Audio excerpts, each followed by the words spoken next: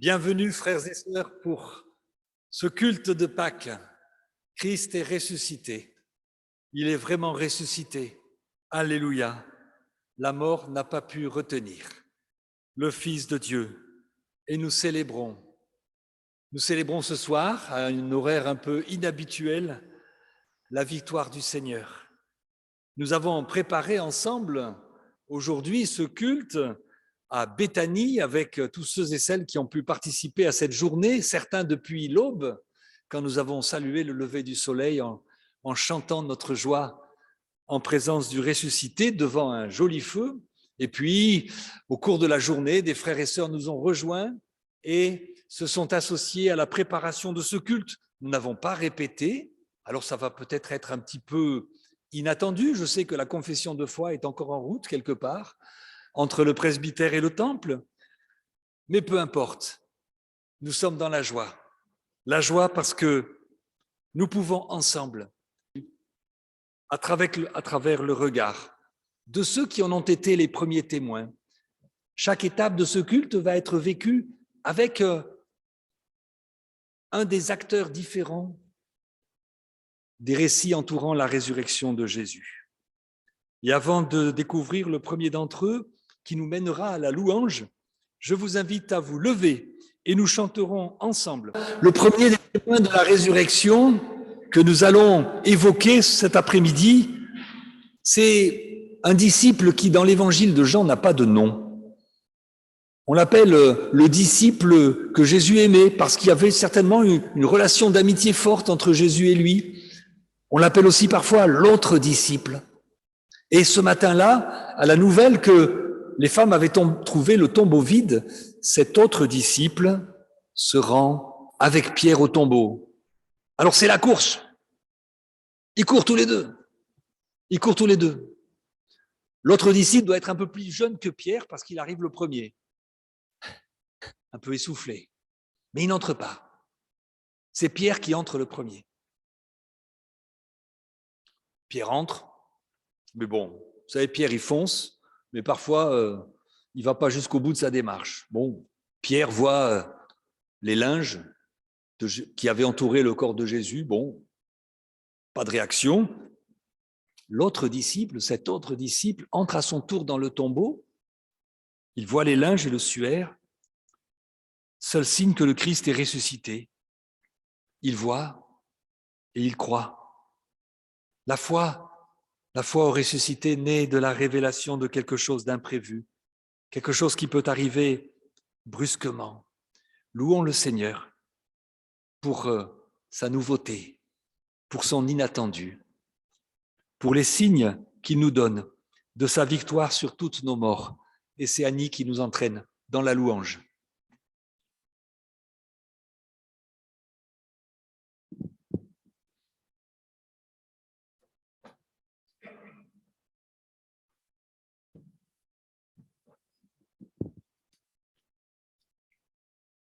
Seigneur, sois loué d'avoir en cette nuit tout renouvelé. Sois loué d'avoir gardé dans ta paix nos cœurs alourdis. Sois loué de nous donner encore la fraîcheur d'une aurore pour refaire nos vies. Sois loué de faire renaître ton amour toujours, comme si pour la première fois tu nous aimais. Sois loué, Seigneur, d'être notre paix. Et nous louons le Seigneur. Il y a d'autres témoins de la résurrection de Jésus auxquels on ne pense pas souvent. Ce sont les autorités de Jérusalem, les autorités juives. Voici ce que nous en dit Matthieu au chapitre 27 de son évangile. Le lendemain, c'est-à-dire le jour après la préparation, les grands prêtres et les pharisiens allèrent ensemble trouver Pilate et dire « Seigneur, nous nous souvenons que cet imposteur a dit, quand il vivait encore, après 3 jours, je me réveillerai. Ordonne donc qu'on mette le sépulcre sous surveillance jusqu'au 3e jour, afin que ses disciples ne viennent pas dérober le corps et dire au peuple « Il s'est réveillé d'entre les morts ». Cette dernière imposture serait encore pire que la première, Pilate leur dit, bon, vous avez une garde, eh bien, mettez-le sous surveillance, comme vous l'entendez. Ils s'en allèrent donc et mirent le sépulcre sous surveillance, en scellant la pierre et en postant la garde. Et que se passe-t-il après la résurrection? Quelques hommes de la garde entrèrent dans la ville et racontèrent au grand prêtre tout ce qui était arrivé.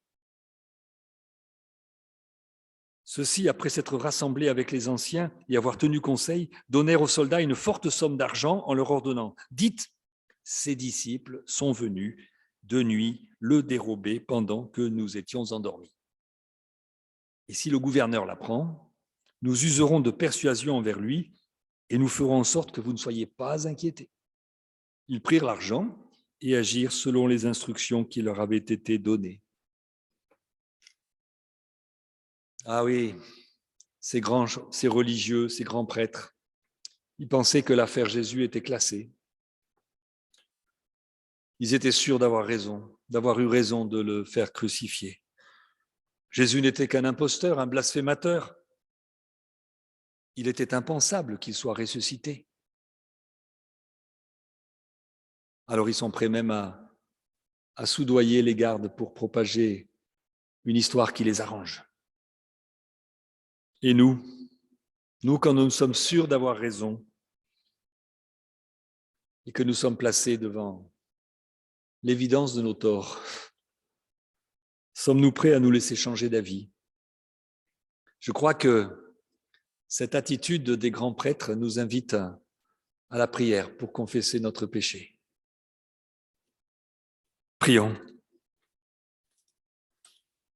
Dès que je crois être attaqué, je contre-attaque. Seigneur, aie pitié. Dès que la parole de mon frère me trouve en désaccord, je n'écoute plus. Seigneur, aie pitié. Dès que ta parole se fait précise, trop précise, je me ferme. Seigneur, aie pitié. Dès qu'apparaissent nos désaccords, la possibilité d'un conflit, d'une dispute, je m'affole.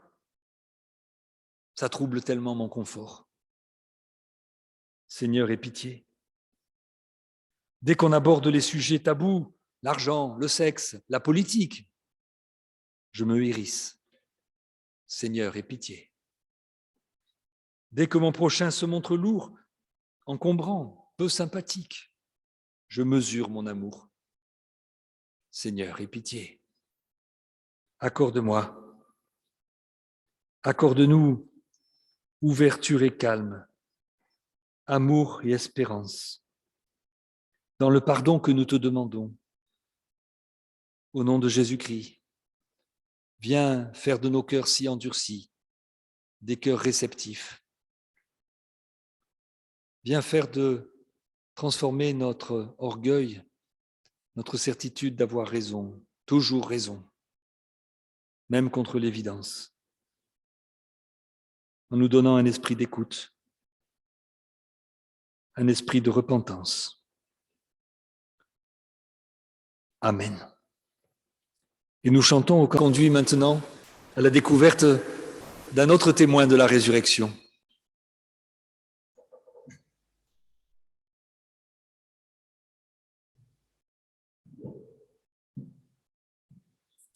Je suis Marie de Magdala, faisant partie des disciples proches de Jésus. Jésus-Christ m'a délivré de 7 démons. Je me suis rendue au tombeau de Jésus pour l'embaumer et, grand effroi, j'ai constaté que le corps du Christ avait disparu. À la place, 2 anges étaient là. Je me mets à pleurer de tristesse à la disparition du corps du Christ. Les anges et un homme que je crois être le jardinier me demandent pourquoi je pleure et qui je cherche. J'étais pourtant avertie de sa résurrection.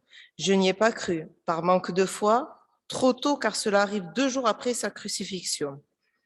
Je l'accuse presque d'avoir emporté le corps et je lui demande de me le rendre. De là, cet homme m'appelle par mon prénom et de là, je reconnais Rabouni, mon maître. À sa demande, je me rends auprès des disciples pour annoncer la bonne nouvelle. Isaïe, chapitre 5. Ne crains rien, car je t'ai racheté. Ne crains rien, tu es à moi. Annonce du pardon.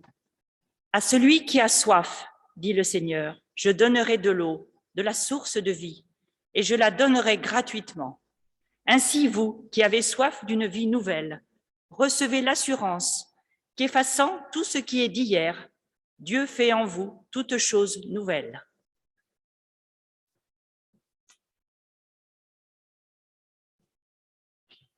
Et nous chantons. Nous prions avant d'écouter la parole de Dieu. Seigneur, nous l'avons entendu, tu as appelé Marie de Magdala par son nom.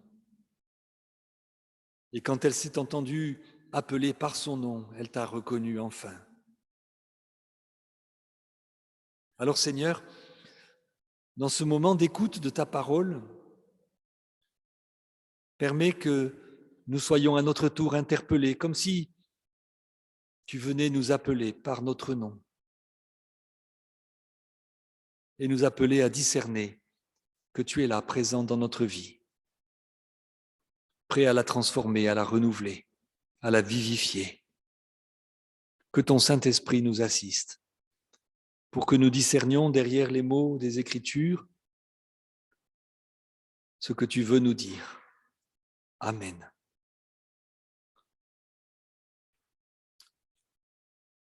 Nous allons relire ce récit de la découverte du tombeau vide dans l'évangile de Jean, au chapitre 20, les versets 1 à 10. Ce récit par lequel s'ouvrait notre culte. Le premier jour après le sabbat, tôt dans les ténèbres encore, Marie de Magdala vient au tombeau et voit la pierre enlevée du sépulcre. Elle court donc et vient auprès de Simon-Pierre et de l'autre disciple que Jésus aimait et leur dit « Ils ont enlevé le Seigneur du sépulcre et nous ne savons pas où ils l'ont mis. » Pierre sortit donc avec l'autre disciple et ils se rendirent au sépulcre. Ils couraient tous deux ensemble, mais l'autre disciple courut plus vite que Pierre et arriva le premier au tombeau. En se penchant, il aperçoit les linges étendus mais n'entra pas. Simon-Pierre, arrivé lui aussi après lui, entra dans le tombeau, contemple les linges étendus et le suaire qui avait été sur sa tête, non pas étendu comme les linges, mais à part, enroulé à sa place. Alors l'autre disciple qui était arrivé le premier au sépulcre entra lui aussi. Il vit et il crut. Il n'avait pas encore compris l'écriture selon laquelle il devait se relever d'entre les morts. Les disciples s'en retournèrent donc chez eux. Alors, en lisant ce récit et les conditions dans lesquelles Pierre et l'autre disciple entrent au tombeau et ce qu'ils voient, on pourrait se demander, mais pourquoi tous ces détails sur la disposition des linges qui entouraient le corps de Jésus, comme sur ce suaire, sur cette pièce de tissu qui entourait sa tête? Des 4 évangélistes, Jean est le seul à le faire. Alors vous savez, parce que vous avez, comme moi, vu des films policiers, vous savez ce que disent les enquêteurs lorsqu'on leur annonce au téléphone la découverte d'une scène de crime. Surtout, ne touchez à rien. Car en touchant à quoi que ce soit, vous risquez de détruire un indice, des traces ou des empreintes susceptibles de guider l'enquête vers les circonstances du crime et donc vers l'assassin. Dans les enquêtes criminelles, après le relevé des indices et l'instruction du dossier, on procède à la reconstitution des faits. Et avez-vous noté à ce sujet que les évangiles ne racontent pas le fait même de la résurrection? On ne raconte pas comment Jésus est ressuscité. Il y a simplement la découverte du tombeau vide et puis, après, des rencontres du ressuscité avec des témoins. Les évangiles annoncent indirectement par ce témoignage en creux cet indice du tombeau vide avant les rencontres avec le ressuscité. Alors Jean, avec la précision d'un témoin oculaire, parce que c'est sans doute lui, cet autre disciple, décrit la position des linges, ces linges qui entouraient le corps de Jésus, qui n'ont pas disparu du tombeau, ils sont affaissés, étendus, sans être déplacés, et le morceau de linge enroulé autour de la tête de Jésus est toujours à sa place, comme pour souligner que, comme si le corps de Jésus était passé au travers, comme si Jésus s'était littéralement évadé des liens de la mort. Aucun linceul, et pas plus que la lourde pierre qui fermait l'entrée du tombeau, rien n'a pu enfermer le ressuscité. Un signe est donné aux témoins. Ce tombeau vide, ces linges qui n'ont pas bougé et qui réfutent la thèse de l'enlèvement que soutenaient les grands prêtres parce que ça les arrangeait. La résurrection de Jésus est un fait incarné, de même que Jésus-Christ est l'incarnation de la parole de Dieu. Notre espérance, elle est donc aussi incarnée, fondée sur la présence du Christ dans notre histoire, dans nos histoires, dans nos vies humaines. Même si le fait miraculeux relatif à ces linges et leur disposition nous montre que la résurrection de Jésus, c'est bien plus que la réanimation d'un cadavre, c'est plus que le retour à la vie d'un Lazare qu'il a bien fallu délier avant de le laisser aller. Non, c'est l'entrée du Messie dans la gloire éternelle. C'est bien pour cela que vous ne trouverez pas dans les évangiles le récit de la résurrection proprement dite. C'est bien au-delà de toute représentation humaine, de toute compréhension humaine, de toute parole intelligible, au-delà de tout ce que nous pouvons dire et comprendre. Mais il y a eu un fait, et ici 3 témoins de ce fait. 3 personnages apparaissent dans ce récit, 3 façons de réagir aux indices. Le premier témoin arrivé sur les lieux, c'est donc Marie de Magdala. Lorsqu'elle voit la pierre déplacée à l'entrée du tombeau, premier indice que le corps de Jésus ne s'y trouve plus, elle ne touche à rien parce qu'elle n'entre même pas. Elle va vite prévenir les disciples. Mais elle propose déjà sa propre version de ce qu'elle interprète tout de suite comme un rapt. On a enlevé le corps de mon Seigneur, on l'a pris, je ne sais pas où on l'a mis. C'est une réaction toute humaine, toute rationnelle, car on ne voit pas d'autre explication a priori. Après la mort de Jésus, elle n'attendait plus rien que la pauvre joie de lui rendre un dernier hommage. Et la suite de ce chapitre nous la montrera en larmes, pleurant son propre deuil, et le deuil du deuil, la double douleur que lui cause la double absence du vivant et du mort. Ce désespoir qui l'empêchera même de reconnaître Jésus tant qu'il ne l'aura pas appelé par son nom. Marie de Magdala, je crois, symbolise bien notre condition d'êtres humains confrontés à l'évidence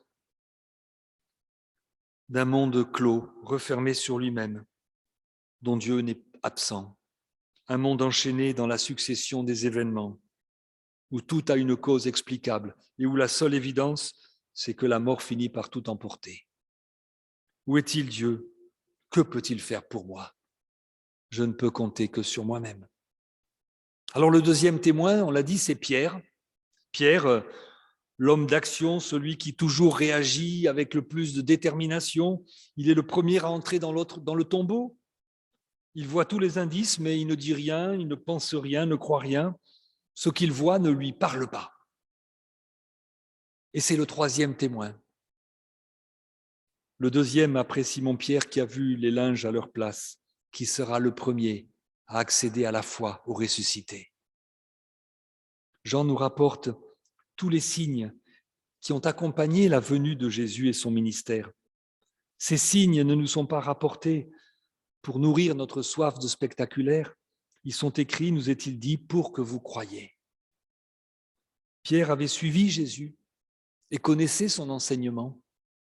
Marie de Magdala aussi, et elle avait même une immense affection pour le Maître. Sa tristesse au tombeau, son accablement devant la disparition du corps du crucifié auquel elle venait rendre un dernier hommage l'attestent bien. Connaissance et même amour ne sont pourtant pas les conditions suffisantes de la rencontre avec la bonne nouvelle du ressuscité. Tous avaient connu Jésus. Qui n'a pas rêvé d'avoir comme eux côtoyé le Maître et suivi son enseignement, de l'avoir même vu guérir des malades ou ressusciter Lazare? Eh bien, ce n'est pas cela qui est décisif. Ce qui est décisif, et ce récit nous le montre, c'est de croire. Croire qu'il est le vivant, le Fils de Dieu qui vient dans le monde. Croire à ce signe qu'il laisse du tombeau vide et des linges, désormais inutiles, tous ces liens de la mort, devenus autant de trophées remportés par le Dieu vivant sur l'ennemi. Le disciple bien-aimé, Jean, a vu et il a cru. C'est-à-dire qu'il a reçu ce signe qui lui était donné, un signe en creux, une absence qui voulait dire une victoire et une présence pour toujours du Seigneur. Un signe qui ouvrait pour lui une compréhension personnelle, intime des Écritures et des paroles de Jésus. Alors, pas plus que les disciples, nous ne pourrons pas mettre la main sur Jésus, même si nous connaissions la Bible par cœur, même si nous étions des gens actifs et dynamiques comme Pierre, qui a été le premier à entrer dans le tombeau. Pour rencontrer vraiment Jésus, il n'y a que la foi, la confiance qui nous ouvre les yeux. Le Seigneur met dans nos vies, frères et sœurs, des signes de sa présence. Mais notre manque de foi nous empêche parfois de voir avec les yeux du cœur et donc de comprendre et donc de croire en la victoire du Seigneur face à toutes les évidences ou prétendues telles, face à tout ce qui nous menace, face à tout ce qui nous attriste, nous désespère, tout ce qui nous semble impossible à changer. Comme à Marie de Magdala, comme à Simon-Pierre et comme à ce disciple anonyme, des signes nous sont donnés.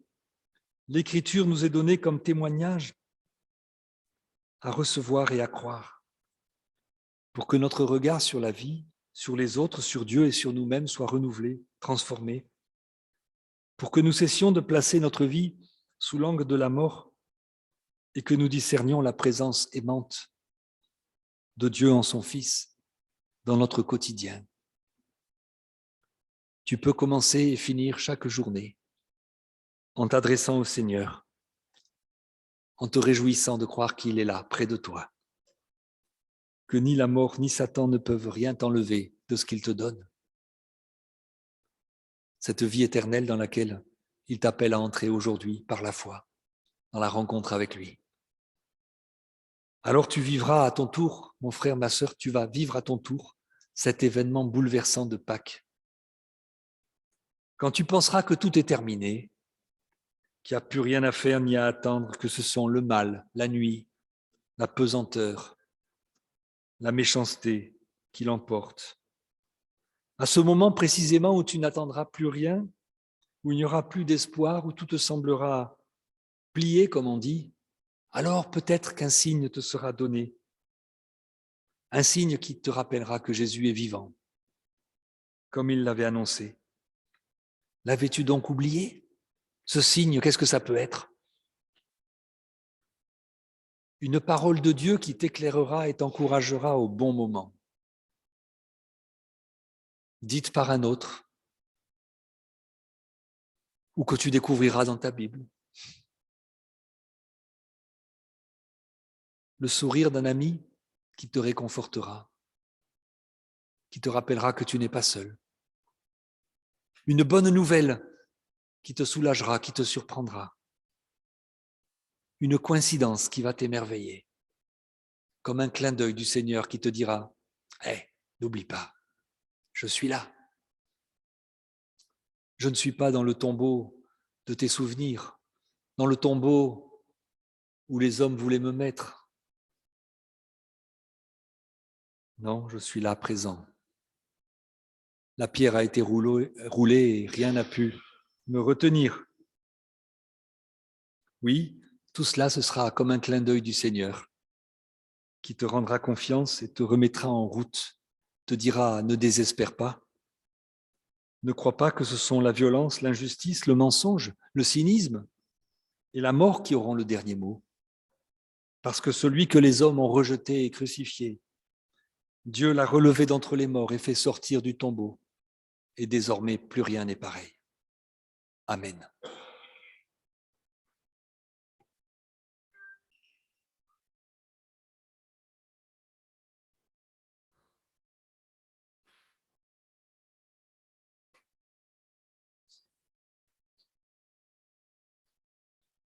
Nous chantons 3, 4 et 5.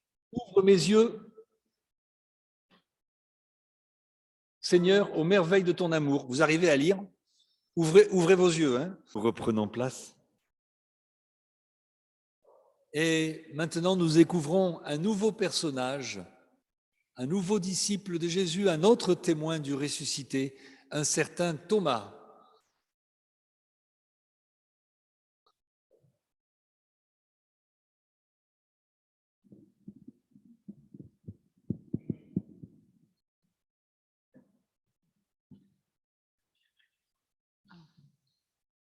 Je m'appelle Thomas, voici mon récit. Je n'étais pas avec les disciples lorsque Jésus était venu.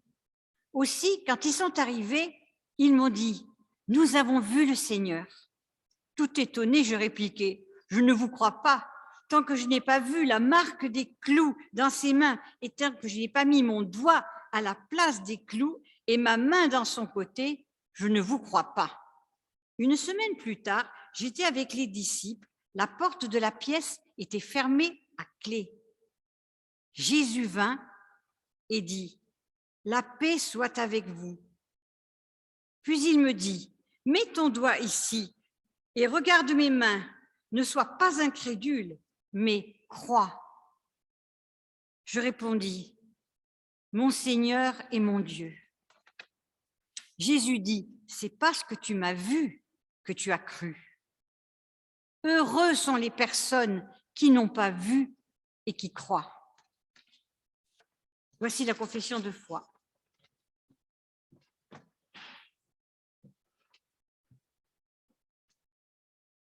Confessons nos foi. Je crois en Dieu, le Père Tout-Puissant, Créateur du ciel et de la terre. Je crois en Jésus-Christ, le Fils de Dieu. Il est venu vivre parmi nous. Il est mort sur la croix. Il est ressuscité. Aujourd'hui et pour toujours, il est avec nous. Je crois en l'Esprit Saint qui nous rassemble dans l'Église et qui nous fait vivre. Amen. Et nous chantons. Remercier toute l'équipe qui a préparé ce beau culte à Béthanie, qui a fleuri ce temple. Donc, merci. Ils n'étaient pas nombreux, mais je crois qu'il y avait la fine équipe et c'était très sympathique. Ouais, c'est bien ça.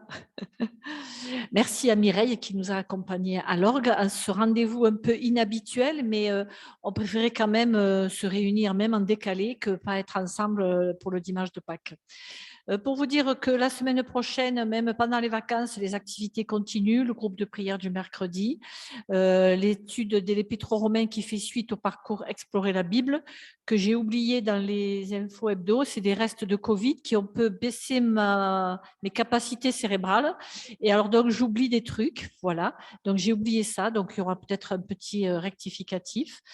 Voilà, que vous dire que ça va être le moment de l'annonce des offrandes. Donc, je vous remercie, que votre don soit joyeux. Le 1er mai, nous aurons un culte préparé par le groupe Alpha. Et le 8 mai, ça sera une journée de don avec la participation de la chorale. On n'y est pas encore. Mais voilà, vous annoncez que 1er mai et 8 mai, oui, tu peux y aller, que 1er mai et 8 mai, nous aurons 2 beaux cultes aussi. Ils sont tous beaux les cultes, mais bon. Et je crois que tu avais parlé de la venue de Charlotte au dernier culte. Peut-être je peux redire 2 mots pendant la collecte. Nous avons reçu une proposante, Charlotte Brosse-Barral. Je crois que Christophe vous en a dit 2 mots au dernier culte. Donc, c'est une Parisienne qui est d'accord pour venir sur Alès, donc avec son mari Étienne et leurs 3 enfants. Donc, on est en train de voir comment on peut aménager la maison du protestantisme pour qu'ils puissent y habiter, puisqu'elle est porteuse d'un petit handicap suite à une maladie génétique. Et donc, elle marche avec une canne et elle a des difficultés à grimper les escaliers, malgré du haut de ses 33 ans. Mais donc, on va voir si on peut installer un ascenseur ou quelque chose dans la maison du protestantisme. On va en parler. Voilà, mais en tout cas, on est très heureux d'avoir Charlotte et son mari qui sont aussi très heureux de venir sur Alès. Une autre annonce, vas-y.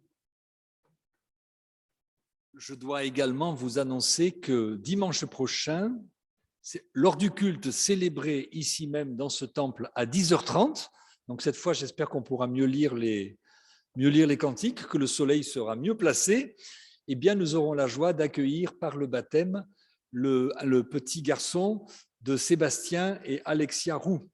Voilà, donc soyons nombreux pour entourer cette famille, ce jeune ménage, de notre amitié, de notre reconnaissance et de notre prière.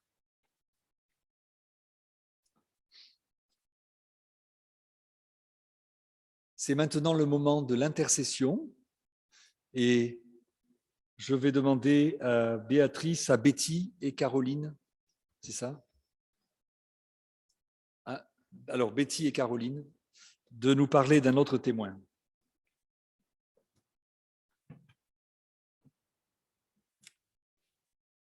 Les femmes au tombeau, Marc 16, 1 à 8. Quand le jour du sabbat fut passé, Marie de Magdala, Marie mère de Jacques et Salomé achetèrent des huiles parfumées pour aller embaumer le corps de Jésus. Le dimanche, de grand matin, au lever du soleil, elles se rendent au tombeau. Elles se disaient l'une à l'autre, « Qui roulera pour nous la pierre à l'entrée du tombeau ?» Mais quand elles lèvent les yeux, elles voient qu'on a déjà roulé la pierre, qui était très grande. Elles entrèrent alors dans le tombeau. Elles virent là un jeune homme, assis à sa droite, qui portait un vêtement blanc, et elles furent effrayées. Mais il leur dit, ne soyez pas effrayés, vous cherchez Jésus de Nazareth, le crucifié, il est ressuscité, il n'est pas ici. Voici l'endroit où on l'avait déposé. Allez maintenant dire ceci à ses disciples et à Pierre. Il vous précède en Galilée. C'est là que vous le verrez, comme il vous l'a dit. Elles sortirent alors et s'enfuirent du tombeau, mais elles étaient toutes tremblantes et stupéfaites. Elles ne dirent rien à personne, car elles avaient peur. Partageons ensemble la prière d'intercession.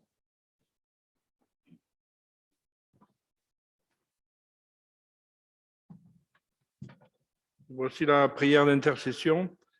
Prions pour tous ceux qui cherchent Dieu à tâtons, qu'ils le trouvent. Pour ceux qui croient posséder Dieu, qu'ils le cherchent. Pour tous ceux qui ont peur de l'avenir, qu'ils aient confiance. Pour ceux qui ont échoué, qu'ils aient de nouvelles chances. Pour tous ceux qui doutent, qu'ils ne désespèrent pas. Pour ceux qui s'égarent, qu'ils trouvent le chemin. Pour ceux qui sont seuls, qu'ils rencontrent quelqu'un. Pour ceux qui ont faim, faim de tout, qu'ils soient rassasiés. Et pour ceux qui sont rassasiés, qu'ils apprennent la faim. Pour ceux qui réussissent, qu'ils soient dans l'orgueil. Pour les puissants, qu'ils se sentent vulnérables. Pour tous ceux qui vivent dans ce monde, entre l'espoir et la peur. Pour nous-mêmes, prions Dieu.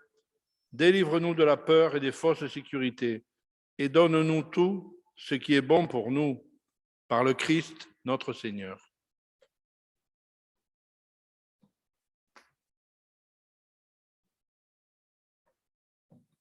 Levons-nous pour recevoir du Seigneur sa bénédiction. Frères et sœurs, quels que soient vos tunnels, quelles que soient les pierres, les lourdes pierres qui encombrent vos chemins et qui font obstacle à vos projets, rappelez-vous